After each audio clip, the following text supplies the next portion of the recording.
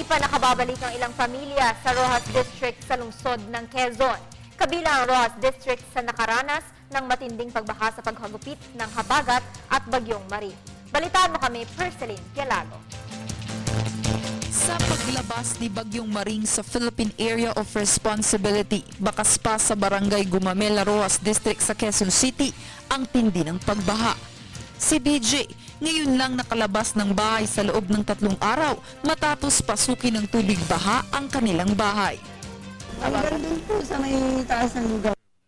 500 pamilya mula sa nasabing barangay ay nananatili ngayon sa Holy Family Parish Church. Bagamat hindi naman problema na nahahaluan sila ng ilang residenteng mula sa ibang barangay, mainam pa rin daw na mag-double check para makasiguro na lahat ng evacuees ay mabibigyan ng relief goods. Ito silang pumila, nakikita nyo, sila yung hindi pa nakalista kasi we will giving lahat ng mga drugs na dumating. Marami ito eh. Si Aling Carol na mula din sa Barangay Gumamela, minabuti ng lumikas Lunes pa lang para masiguro ang kaligtasan ng kanyang pamilya.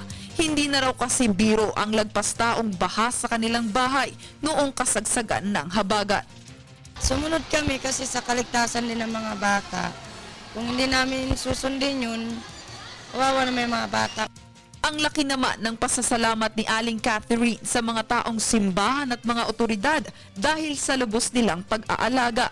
Bukod kasi sa libreng lugaw kada oras, mineral water pa ang kanilang inumin. Mas safe dito kaysa sa bahay kasi lubog na. Bukod sa pagtitiyak na may sapat na supply ng pagkain ng ilan nating residenteng na-evacuate dito sa Holy Family Parish Church, tinitiyak din ngayon ng lokal na pamahalaan na ligtas ang ating mga kababayan sa anumang sakit.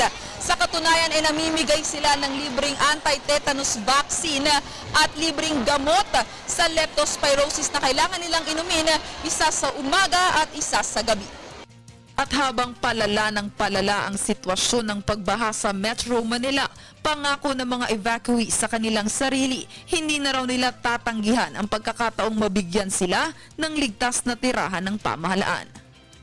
Mas gusto ko po na malipat na dahil ngayon ganyan, kada baha. Kahit minsan tulog kami, nasa likod na namin yung tubig. Oo naman, mas gusto ko nga yun eh. Ang hirap kaya tuwing umuulan, baha ng baha. Para sa Telebisyon ng Bayan, Perceline Pialago.